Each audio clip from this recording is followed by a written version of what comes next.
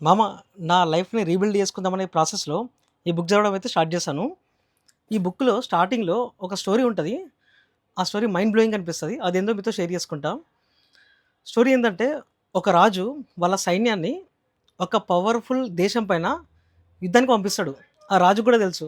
ఆ సైన్యము ఆ దేశం పైన యుద్ధంలో గెలవదని. స్టిల్ పంపిస్తాడు. పడవల్లో, సముద్రంలో. కాకపోతే రాజు ఒక ఆదేశం ఇస్తాడు వాళ్ళ సైన్యానికి. ఏందంటే వాళ్ళు ఆ కంట్రీకి రీచ్ అయినంక ఆ పడవల్ని తగలబెట్టమని చెప్తాడు. సో, ఆ సైన్యము రాజు చెప్పినట్టే ఆ పడవలు తగలబెడతారు. ఆ కంట్రీకి రీచ్ అయినంక. ఇక్కడ పాయింట్ ఏందంటే, ఆ సైన్యానికి తిరిగొచ్చే ఆప్షన్ లేదు. పడవ లేదు గాబట్టి. సో, ఆ కంట్రీలోకెళ్ళిపోయారు. అంటే యుద్ధం స్టార్ట్ జేసిర్రు. సో, వాళ్ళకి వేరే ఆప్షన్ లేదు. తిరిగొచ్చే ఆప్షన్ లేదు గాబట్టి ఒకటే ఆప్షన్. ఐదర్ యుద్ధం గెలవాలి, లేకపోతే చావాలి. ఆ యుద్ధంలో ఆ సైన్యం గెలిచింది ఆ దేశం పైన. సో, ఇక్కడ పాయింట్ ఏందంటే, మనం గూడా లైఫ్‌లో చాలా వరకు మన గోల్స్‌ని, మన డ్రీమ్స్‌ని చాలా గ్రాంటెడ్‌గా తీసుకుంటాము. చాలా కంఫర్టబుల్‌గా ఉంటాము. లైక్ కాకపోతే ఏముంది ఈసారి ఇంకో 6 మంత్సో, ఇంకో 1 ఇయరో అట్లా పోస్ట్‌పోన్ చేస్తాము.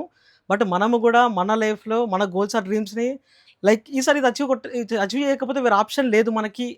ఐదర్ చావాలి లేకపోతే చేయాలి అన్నంత రేంజ్‌లుంటే డెఫినైట్‌లీ మనం సక్సెస్ అయితామనేది ఆథర్ మనకు చెప్తున్నాడు పాయింట్. ఓకే.